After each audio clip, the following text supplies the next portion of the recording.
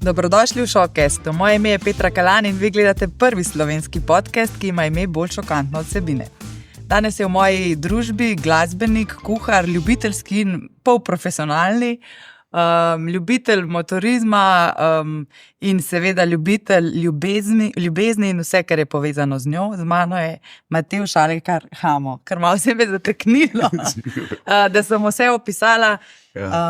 Lepo pozdravljeno, kako si? Polprofesionalno. Poletju primerno. Poletju primerno, ja. Sicer si rekel, da je kar delavno, da hodiš od ene obveznosti do druge. Ja, ne vem, kako se je to zložilo, ker ponavadi avgusta, saj teh promocijskih, oziroma julija, avgust ni, ne, so bolj špili, ampak ne vem, zdaj imamo pač pomembne stvari v jesen, pa pol treba tudi to delati. Ampak ja, festivalsko poletje, v redu je vreme, nam ni še nobenega špila pokvaril, kar je bilo lani popolnoma obratno in ne bom se pritoževal. Si pa danes prišel z motorjem in kot vidim, ne, si med 3 predmete tudi vključil tole. Malo zdrajsano čelado, ja.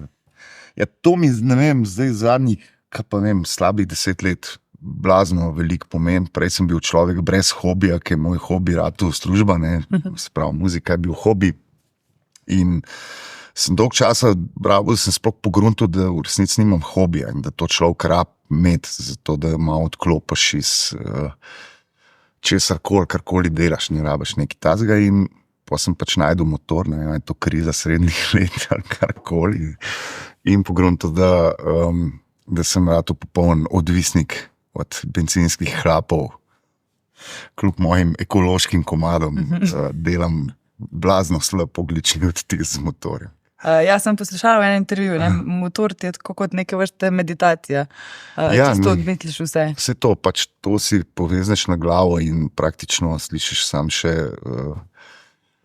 motor in neka nova dimenzija se odpre in to je von, ne, von okolice.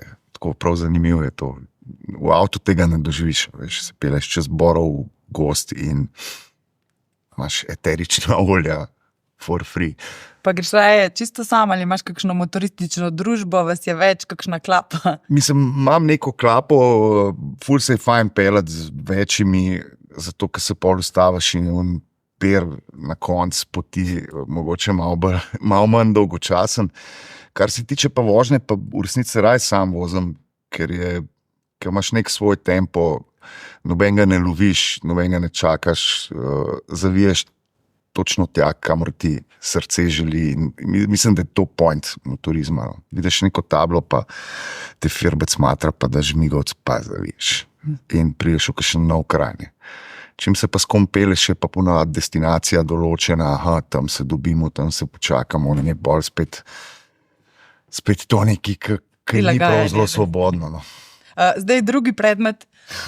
Ja, Kaj pa je tole? To je kar bizarno, zato sem vzel. V bistvu mi je brat to predlagal, ko sem sprašal, pa kva 2 imam, 3 nimam. Vzemo svoj gadget, to je res bizarno. Čakaj, jaz vprašal, kaj bi to bilo? Ne vem, nekaj za šraufati. Ja, Privijati, odvijati. Odvijati strune na kitari. Aha, ok. Evo, pač to takneš gor na ključek in struno odviješ, ki jih menjaš. Da to delaš na roke, ker je milijonkrat navita. In to je pač blazno smešen, zakaj jaz to imam. Ne. Ampak imam toliko kitar in nek ta vzdrževalni program jaz sam izvajam in pol sem poln teh gadgetov. Ne. Če bi rekla, naj 10 predmetov prinesem, bi krvno torbo za kitare šraufati, pa niso, ki je res cel kup stvari, ki ne veš, za kva so. Tak čopiček, da pol pod strunami prah obrišeš. Take neumnosti. Pač očitno marketing ta muzičarski zelo dober na mene vpliva. Koliko kitar je v tvoji zbirki? To se ne sprašujem. Ne. Koliko čevljev imaš? Veliko. Mislim, recimo, da so 4-5 takih, ki jih uporabljam skozi na koncertih in so res fajn. Pa pa še 3-krat več takšnih, ki jih malo manj uporabljam, ene so lepe, ene so za snemati, ene so za sam lepe, ene so ne vem, en tak poseben dan imam v tednu, ki se mu reče ponedeljek, ker sem v depresiji, hecam se, ampak ponedeljek, kaj daš, potem, ko smo imeli 3 špile in ne veš čisto dobro, kaj bi sam s sabo in pol greš gledat malo kitare ali pa gadžete za kitare šraufati ali pa za motorje, to isto jama brez dna, ne. In pol pač ene 3 ponedeljke greš samo gledat, ne. 4. ponedeljek se pa zgodi, da pol še 4 ponedeljke nosijo poštarji domov, neke neumnosti, ki jih človek ne rabi. Nisem prav ponosen na to, ker nisem fan krame, ampak kitare pa motori so kar Je to ljubezen, ki zahteva celega človeka in veliko. Ja, in celo denarnico. In tretji predmet? So pa sončni špegli. To je pa, jaz sem pravim skrivalnica, kljub temu, da veliko pred ljudmi sem v resnici zelo introvertiran, ne. Raj sem not zaprt in tako, če me vidiš zvečer s sončnimi špegli, ne poziram, ampak sam nočem imeti eye contacta in je to tako super. Čau, ne. Zdaj pa jaz nobenega ne vidim, kaj majhni otroci. Ni me. Ni me. Ne. Zanimivo mi je, kako glasbeniki res velikokrat rečejo, da ste introvertirani, ampak izberete si pa poklic, da ste vsem na očeh. Ja, ampak se v resnici nisi dolg, ne. Mislim, stopaš iz one omarce svoje za 3 ure in pol nazaj spistiš. Ne. Ampak ta del pa rabiš verjetno, da se izpostaviš. Če pa tega ni, pa niti ne vem, če gre za izpostavljanje, ampak tako se mi zdi blazno nesmiselno muziko sam v sebi igrati, ne. Če sem pač nekaj napisal ali pa nekaj ustvaril, bi jaz to, da slišal ljudje, ne pa da, ajde rečemo, da pokomentirajo, kakorkoli, tudi če ni dobro, ne. A veš, da dobiš nek feedback, a mi je to všeč ali ne, ne. Ker vem, da pač mene muzika, ki jo poslušam, mi ful da, ali pa nek time machine je, no, tako vrnete v nek trenutek, tako ima nek super power muzika, ne, in zdaj pač mene zanima, ama moja tudi ta super power na neke ljudi, ne. In ja, ajde recimo, da ga ima, ampak to ne pomeni, da pa blazno rad se pa zdaj čist skozi 100% družim s temi ljudmi, ki poslušajo mojo muziko, ne. Čist rad jih imam, ampak čim se spogledam z njimi, imam občutek, da se moram. In tudi se pol. In sem prijazen in ne vem kaj, kao velam za zelo dostopenega, ampak če bi me pa zdaj čisto iskreno vprašal, mi je to zmeri kul, niti ne. Kaj pa, ja, mogoče ta slabši del te izpostavljenosti. Vseeno sva v studiu Slovenskih novic. Si mogoče kdaj kakšno tako novico o sebi prebral, ki ti ni bila čisto všeč, oziroma da ni bila resnična? Ja, mislim, že zelo na začetku, vem, da sem enkrat hodil, šel sem na avtobus in sem hodil za 2, ki ste se pogovarjali, da odkar imam jaz ful denarja, ne, pa takrat res nisem imel, ne ful denarja, sploh denarja nismo dobili, zato da smo igrali, ampak smo bili že semi-popularni, da sem pa čist naduvan rad in sem hodil za 2 in sem jih pol ustavil, se je pisal, pa odkje te, čak, sorry, to si ti vse poslušal, ja, veš, meni kolegica rekla, ki jo zanč nis pozdravil, ker te pozna, kar je pa kar, zdaj jaz kar vse ljudi pozdravljam po cesti, za vsak slučaj, od takrat naprej živijo. Če me kdo pogleda, da ne bi slučajno prišlo do tega momenta še enkrat, no, ker mi ni kul, jaz vse pozdravljam, ki me pozdravijo. Zdaj, te pa enkrat ljudje poznajo, tako, pa veliko ljudi te pozna, pa sploh ne ve, kam te dal, veš, tvoj ksih te videl na nekem cajtingu in pol te zagledal v Šparu, in si mu nekaj zna, ne, in te gleda, in jaz ga pač pozdravim, in on odzdrav nazaj, in noben ga ne pozna v resnici, ne. Tako da pač ja, pozdravljam vse, pa ful si slabo obraze zapomnim, ne. Tako, ker toliko ljudi srečujem, da in zato za vsak slučaj pozdravljam. Pač pozdravljam, zato da pol ne govorijo o meni, da zdaj, ko imam pa ful denarja, ker zdaj ga imam pa res. Sem pa ful naduvan. No, pa če sva že pri denarju, ne, kako je živeti, preživeti z glasbo v Sloveniji? Dobro. Ti pravim, ful imam denarja. Mislim, ni toliko slabo, kakor je nekaj časa ta trend, jaz sem prav temu rekel, trend jamračev, ne. Zdaj, če delaš v muziki, moraš pač sprejeti neko naravo posla, da to ni redna služba, ki boš ti na 2 leti menil Audija za nov Audi. In če to sprejmeš, ne, pa pogruntaš, da ne rabiš tega Audija, ne, da so motorji dražji, pa lepši. Se praktično da čisto poživeti. No. Mislim, jaz vem, da ko sem se odločil za ta job, prej sem bil tudi, ne vem, producent na televiziji in sem dejansko imel bistveno več denarja kot takoj po tej odločitvi, da sem se pač zavestno odločil, zdaj bom mogel pa malo bolj skromno živeti, ampak bom pač delal tisto, kar se meni zdi, da je v tem trenutku meni najbolj delati, da je hobi služba, no, ali kakorkoli. Tako da, ja, nisem živim že 15 let, dobro, v redu. Se počutiš svobodnega tako v življenju? Ne več. Imaš svobodo?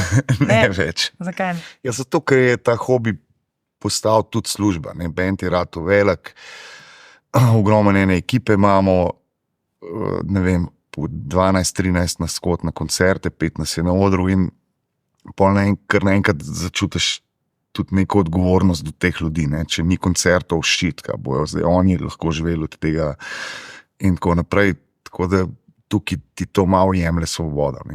Pol hitro začneš imati špile, ki jih sicer mogoče ne bi vzel.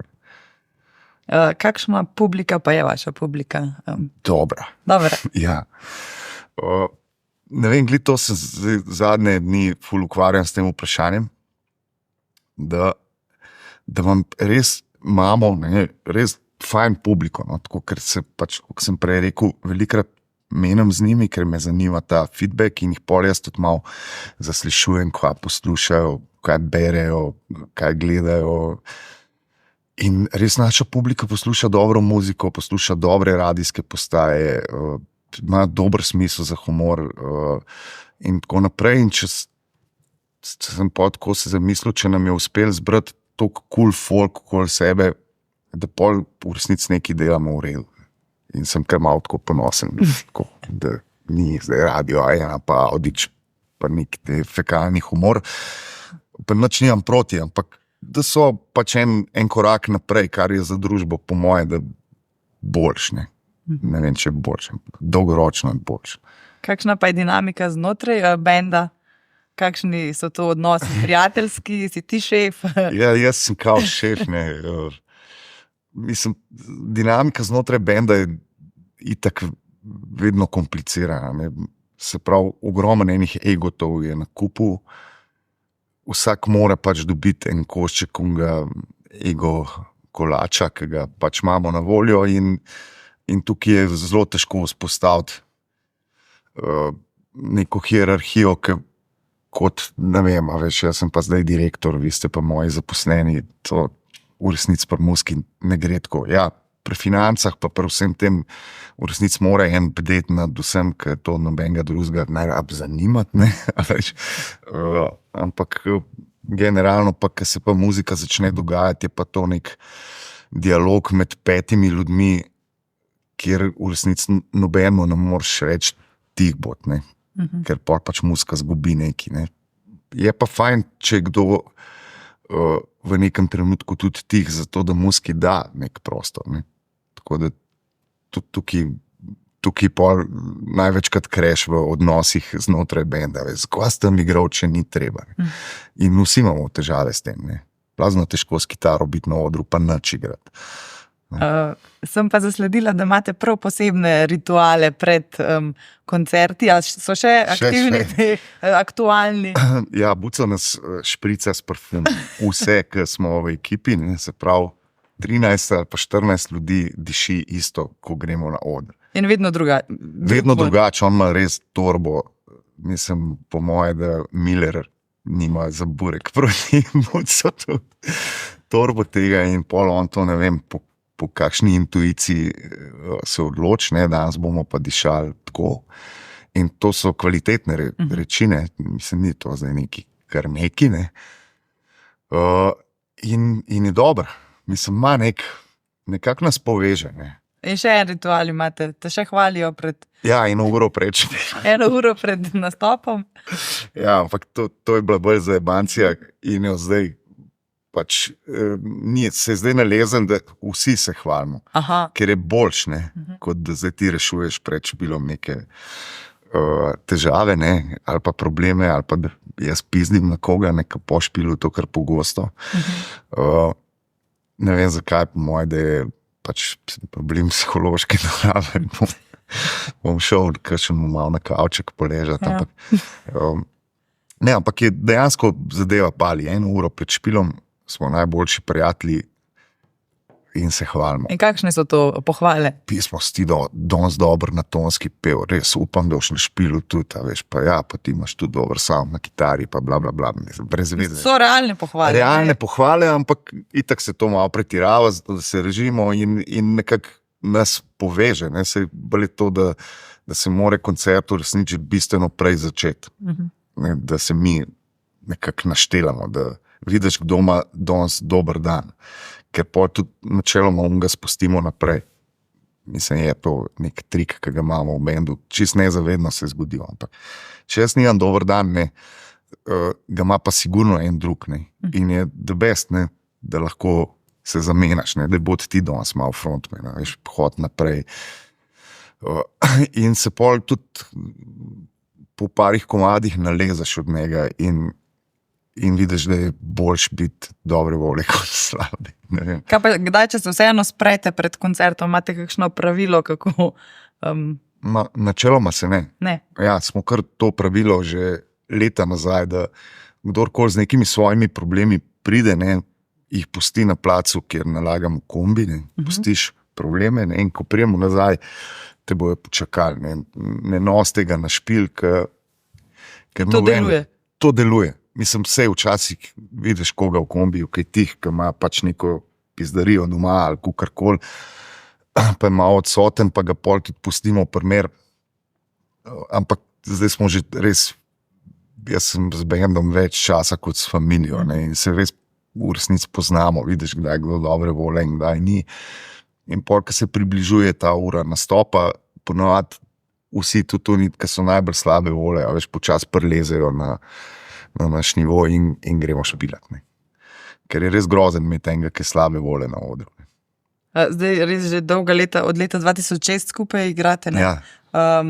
So to sploh še sodelavci, so to prijatelji, so to družina, kako se sploh med sabo? Sploh ne znam tega, itak smo definirate te odnose. Itak smo frendi, prijatelji, toliko cajta skupaj preživimo, da vemo praktično vse eno drugmu, kaj se komu dogaja, težke bolezni, vse smo nekako že preživeli. Ampak je pa zanimivo, da imamo pa, ne vem, avgusta bomo imeli trotedensko pauzo, ne, kar je pri nas v resnici kar redko, se pa ne bomo družili. Ne bo piknika. Ne bo piknika, smo veseli, ker se malo ne vidimo, ne, da se spet malo pogrešamo. Pa če predolgo traja, se pa pogrešam. Sploh, če ni koncerta, recimo, da se samo na nekih vajah dobivamo. Pa že vidiš, da smo vsi nervozni, treba je to pred folkom probati.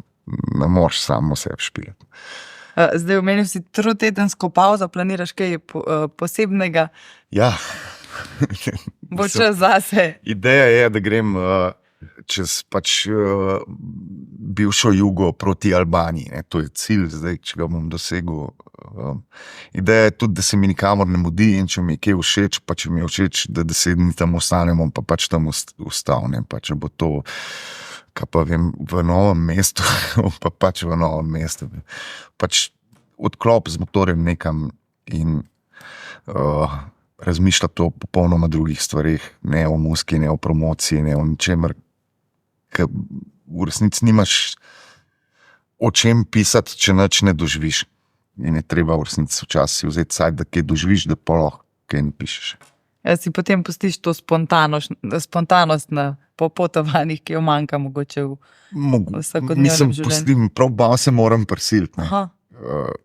Zato sem tudi izbral te dežele, recimo v Bosni je toliko drag telefon, da ti tudi na pamet ne pride, da bi ti po Instagramu scrollil 1 uro.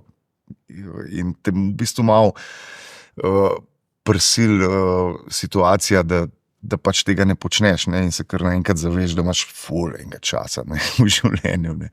In mogoče pol z tega za 14 dni z dopusta prinesem še nazaj te navade, ne reče, da best, da pa jaz ne bo več teh socialov, tog bulu, ne. In bom rekel, pametnejšega počel in to je 14 dni dela, pa smo pa spet nazaj. A te je potegnil ta Instagram svet, socialna omrežja? Mislim, potegnil tako iz stališča benda kot nek orodje za promocijo, pač smo v bistvu mi eni prvih, ki smo začeli to res zlorabljati. Prav zlorabljati je ta pravi izraz in neke filmčke delati in tako naprej na Facebooku, še pred Instagramom. In se nam je zdelo to fajn, ker mene je tudi malo ta režija, pa scenariji, pa to so me zanimali in smo začeli pisati dejansko neke skeče in bla, bla, bla. In je bilo to ful zanimivo. Zdaj se je pa pol nekako z leti zgodila poplava, bom rekel, tudi mlajše generacije, ki so pa dejansko se rodili s tem. Ni bil to prilagoditev, zdaj gremo iz plakata na Facebook, ampak oni so se rodili niti ne več v Facebook, ampak v Instagram in v TikTok. In klej pa mi nismo več konkurenčni. Ne. Oni so toliko hitri v tem mediju, da karkoli mi naredimo, so oni že 4 druge stvari naredili. In mi gre zdaj že mečken, mislim, se ne znam več spomniti, kako bi bil zanimiv. Tudi v resnici je rad v mediji tak, da praktično vse je najboljš, kar tam vidiš. Ne. Najbolj ostri noži, najbolj lepe punce, najbolj sploh ni več, mislim, da predstavlja v nekem realnem svetu, ampak je neka fake, kaj pa vem, luknja, kamor vsi zremo in ne vem zakaj, voajersko, wow, cool, ampak ful malo je nekega realnega, mislim, stika z realnostjo, veš, da je nekdo slab, pa je na Instagramu, tega praktično ni, ali pa povprečen. Pa jaz mislim, da smo vsi bolj ali manj povprečni. Mislim, nobeni toliko dober, kot smo na Instagramu. Ne.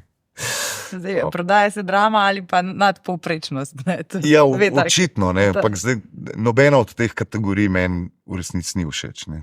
Mislim, ja, nadpovprečno super, da stopaš iz povprečja, ampak ne s filtrom, ne. Da je z neko vsebino, ne. Se pravi, nekaj sem naredil, to in to bo pač človeštvo nekaj dal ali pa kukarkoli, ne. Ker zdaj filter pač v real life ne funkcionira zaenkrat, ne. In zdaj, če sem jaz blazno čeden, če si dam en filter, pa me na cesti srečen, že pa dobro, ti si čist brezvezen, ne, ti si čist povprečen. Tako da ne vem, zakaj to delam, ampak počnemo, ne, vsi. In je to po moje narobe, ne, se po moje bo z leti to se nekam drugam obrnilo, to ne more trajati. Ker če smo zdaj najboljši, kam lahko to še gre, ne. Bo umetna inteligenca povedala. Kako si pa s tem? Se ti zdi, da lahko poseže umetna inteligenca tudi v te umetniške sfere in vam ukrade tako pogače? Mislim, umetna inteligenca, če je kakorkoli inteligentna, pač tega ne bo šla narediti. Ne. Jaz pravim, da je to lahko ta vprašanje, a Bog obstaja ali ne, da smo ravno kar dobili nekaj, kar bi lahko bil ta odgovor. Ne, se pravi, nekaj, ki se napaja iz mnogo več možganov, kot smo jih mi sposobni kontrolirati naenkrat. Ne. In ja, absolutno je zdaj neki ta strah širijo, ne, kako bo ona zdaj nas zjebala, kot v Terminatorju. In ne vem kva, meni se zdi, da bi bilo lepše, če bi rekel, fajn, ne, zdaj grem jaz k zdravniku, ne, in zdravnik pač ima izkušnje iz svojega življenja in z faksa in so to ene izkušnje, ne, in potem se na konziliju usede 6 zdravnikov in si izmenjajo 6 izkušenj, ne. Umetna inteligenca lahko kar naenkrat prerešeta 6, ne vem, milijonov, ne bom zdaj v cifrah, izkušenj, ne, kjera diagnoza bo bolj natančna, ne, da te pozdravi ali kakorkoli, to je recimo en primer, ne, kjer bi bili lahko hvaležni, da smo do tega prišli in se veselili prihodnosti, ker bo to lahko pomagali, ne. Tudi mene malo tolaži to, da vsa literatura, muzika in tako naprej in znanost nasploh v temu je zelo malo nekega nasilja, vojn, oziroma so bili ljudje, ki so to pisali, kritični do tega. Bistveno več je tega kot tega, to je ful cool. Ne? In zdaj, če umetna inteligenca črpa iz tega, kar smo mi pustili za sabo, bo v resnici lahko ful boljše zaključke delala kot jih človek. Ker če pogledaš, ne vem, neke Putine, pa Zelenske, pa ne vem, Izrael, pa Palestino, pa še 40 vojn, ki potekajo, to je približno na nivoju kamene dobe, to je moje, če ne tem s kamnom. Če tega nismo prerasli, mogoče bo pa ta orodje to prerasel, ker nima smisla, ne, vse skupaj, ne vem, če ljudje ne znamo zračunati, da vsaka vojna je prinesla 1 milijon mrtvih, pa cel kup enih ruševin, pa ene jeze, ki pol traja še 70 let, da se spuca iz organizma, da je to edini efekt, pa ogromnega denarja, ne je zgeneriralo nekje. Jaz mislim, da to nek AI reši v trenutku, da to se ne splača, to ni dobro, to noben nima nič od tega, ne. Tako da jaz sem zagovornik, da ja, ne. Spravi, imaš upanje za prihodnost. Ja, ni mi pa kul, da mi mozgo krade. Aha, to...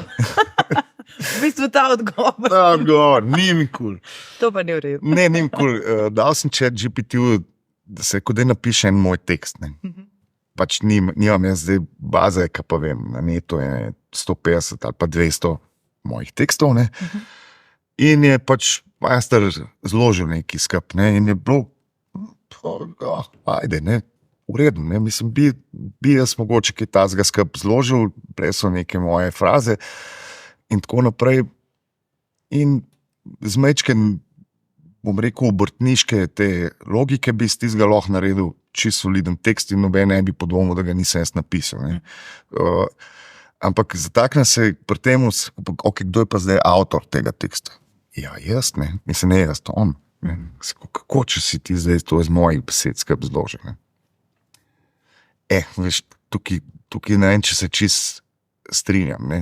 Daj ti deli mozgo iz ničesar, ne. A veš, damo ti teh 12 poltonov, s katerimi mi razpolagamo, ne, pa če ritem pa nared iz nič neki, ne. Ok, zdaj se bom pa demantiral. Vprašanje tudi, če mi, kad delamo muziko, a veš, ne rodimo se gluhi, ne. Se pravi, ti pač reagiraš vsak radio, ki je prižgan. Jaz slišim muziko, slišim neke vzorce, nezavedno, ko grem svoj komad delati, verjetno ravno tako poberem kaj, pa sploh ne vem, da sem pobral, ne. Tako da nisem se še čisto jasno. Pa moja muzika ne je primer. Bomo videli, kaj bo. Bomo videli. Zdaj pa, če se vrneva še res v preteklost, ko sem se pripravila na ta intervju, sem bila presenečena, ko sem ugotovila, da v bistvu v tebi niso prepoznali ravno glasbenega talenta in da si letel iz glasbene šole zaradi pomanjkanja posluha. Kako je bilo? Ja, nimam posluha po neki roki. A si jim rekel, da vidite, poglejte me zdaj. Mislim, tukaj je bolj, po moje, da problem, ne vem, ali zdaj to, jaz imam ta posluh ali ne, to je zdaj bolj vprašanje za nekega fizika, a veš, kako to zmeru. Po moje, da malo ga že imam bolj nekega šolskega sistema, ki sem jaz mogoče res dober primer, kako lahko zajebejo nekoga oziroma ne prepoznajo njegovega vesela. Veš, me je zanimala kuhna, še vedno me, in sem to na glas govoril in me je zanimala muzika in še vedno me, in me je zanimalo pisati in še vedno me. In nisem pač slovenščino, sem imel jedva 1 do 2, pa sem pol, ne vem, za novice pisal kolumno 500 kosov, najbolj brana je bila. Vsakič sem se nasmehnil, ko sem honorar dobil, kje si zdaj ti moja Torešica. Upam, da bereš to, ker ti nisi pač prepoznala veselja, talenta, kakorkoli, ne. Isto z muziko, isto s kuharijo in šole, za katere sem se pol odločil na podlagi nekih, a veš, da je ti imej kakšen poklic, sem najslabši strojni tehnik v državi, a veš, najbolj faliran študent agronomije. škoda, ker nisem mnogo časa potrošil za to, da bi mogoče boljš kuhal ali pa boljš razumel muziko, ne vem, nekaj teoretično ali kakorkoli. Tako, zakaj to ni ben prepoznal? Skozi katero sito sem jaz tukaj skozi padel.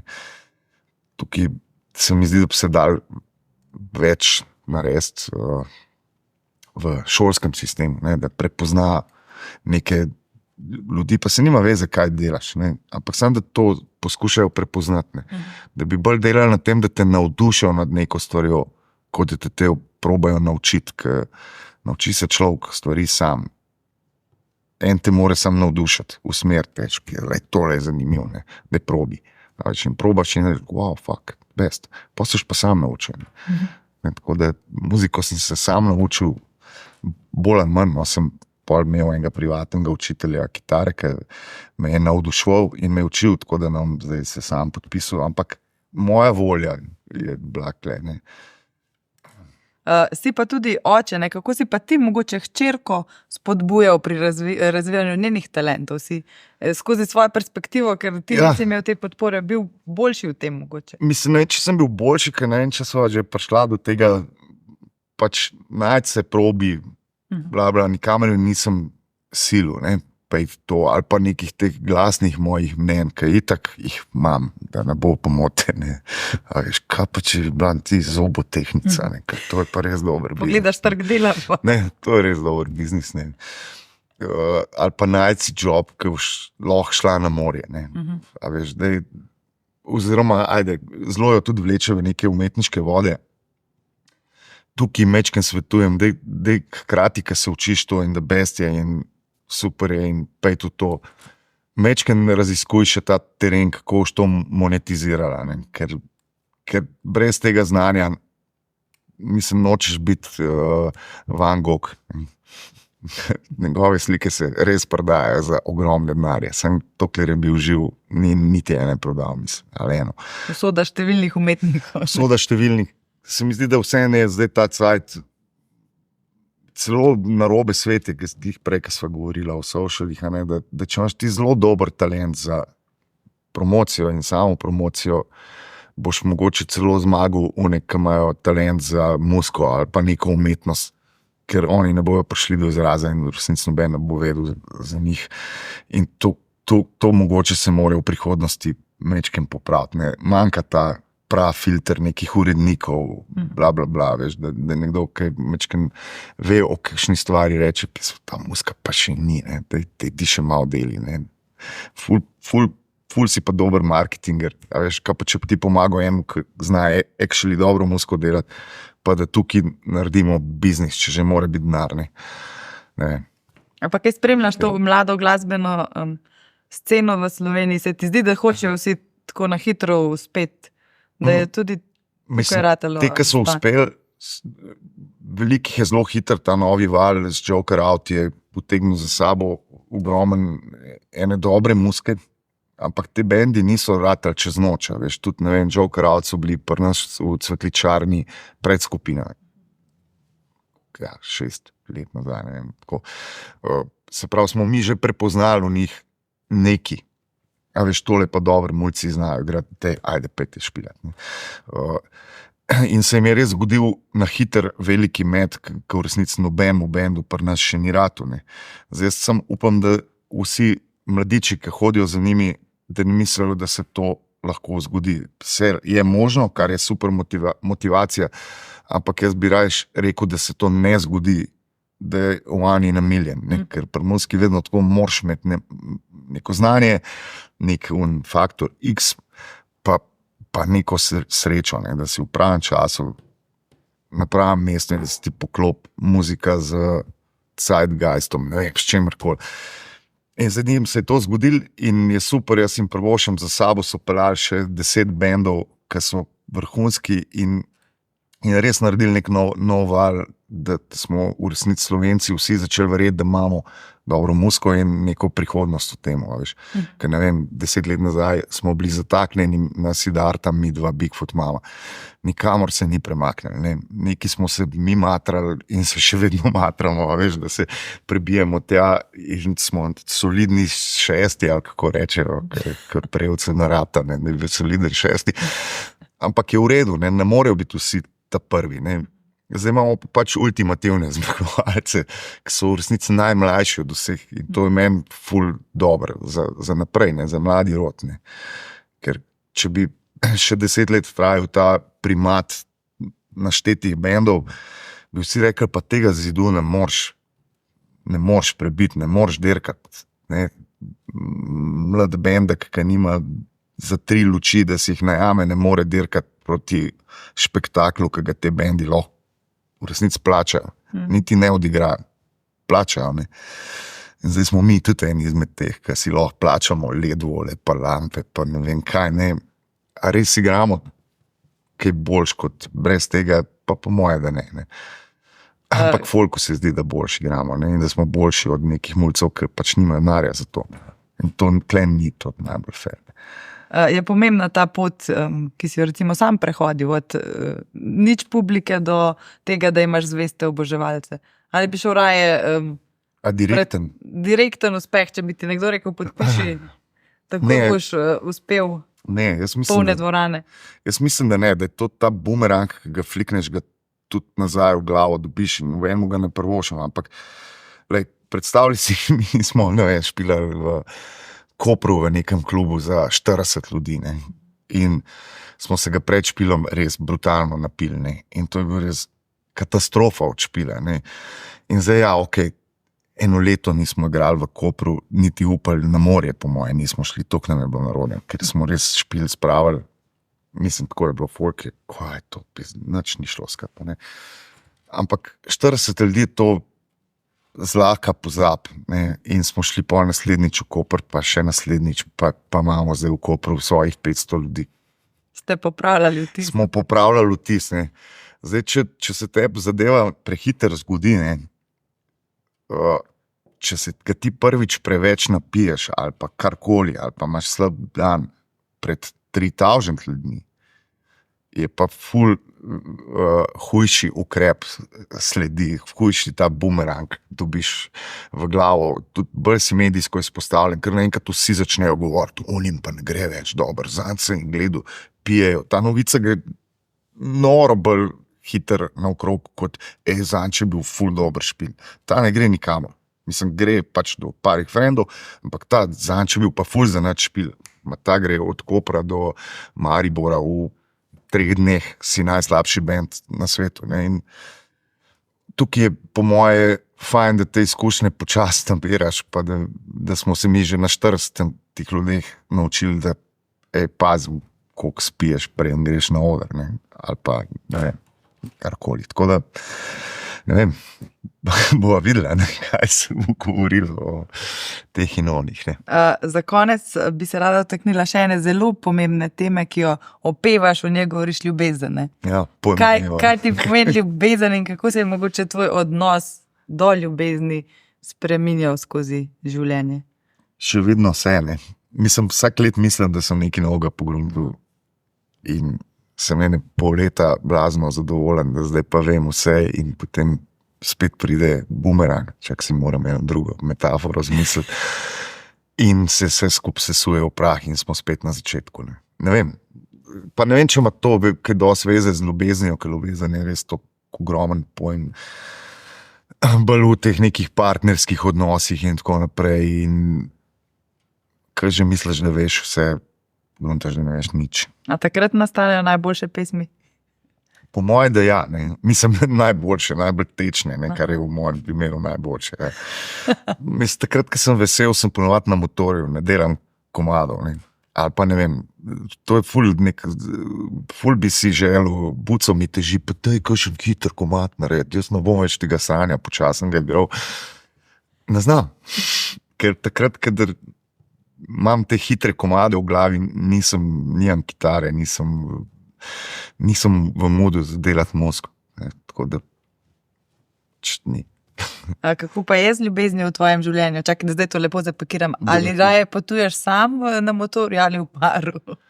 Mislim, glede na to, da ima recimo Tara ima izpit za motor, se pele z mano. Meni je vsem, mi je vsem tudi, če imam koga na motorju zadnji. Mislim, me to ne moti, ful motoristov pizdi, da se raje vozijo sami. Nimam pa teh komunikacijskih sistemov v čeladi, ker se mi zdi, da je pa to prednost, ne, da na motorju ne rabiš telefona dvigovati in ne rabiš se pogovarjati z nobenim in pač si miren. Tako da v principu, tako kot sem rekel na začetku, fajn je, ko se ustaviš, da lahko s kom per spiješ, ampak fajn je pa tudi sam, da lahko zaviješ tja, kamor hočeš. Ne. A je tako tudi v življenju pri tebi? Raje potuješ sam ali v dvojini? Po mojem, da v dvojini raš. Ful mal sem bil samski v življenju. 6 do 8 ur se mi zdi. Vse je zelo v crossfade. Tako da, ne vem, se mi zdi, da dvojina, če dobro funkcionira, če ne lažeš preveč na začetku, kaj si, pa v resnici to nisi, ker to preslej prišlo ven, pa če dopuščaš, da ti, kar si bil na začetku, da se je lahko v parih letih spremenil, ne?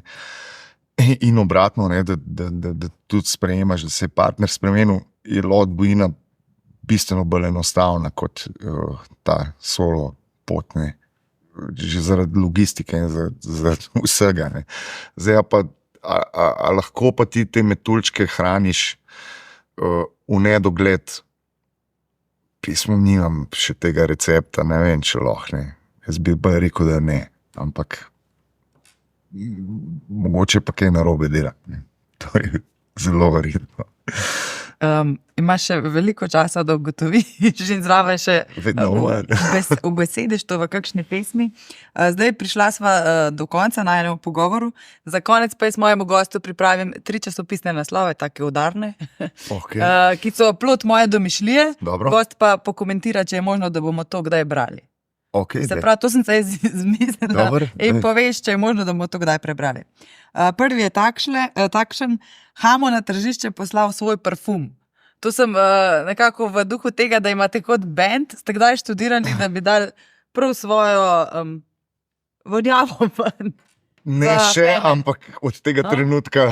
Da bi bil to nek mrč. Ne še od tega trenutka naprej pa bomo. Ideja, po moje, čist glede na to, da imamo svoje sajce, pa svoje majce, pa ne vem, kaj že se je to one step ahead. Tako da ja, hvala ti za idejo.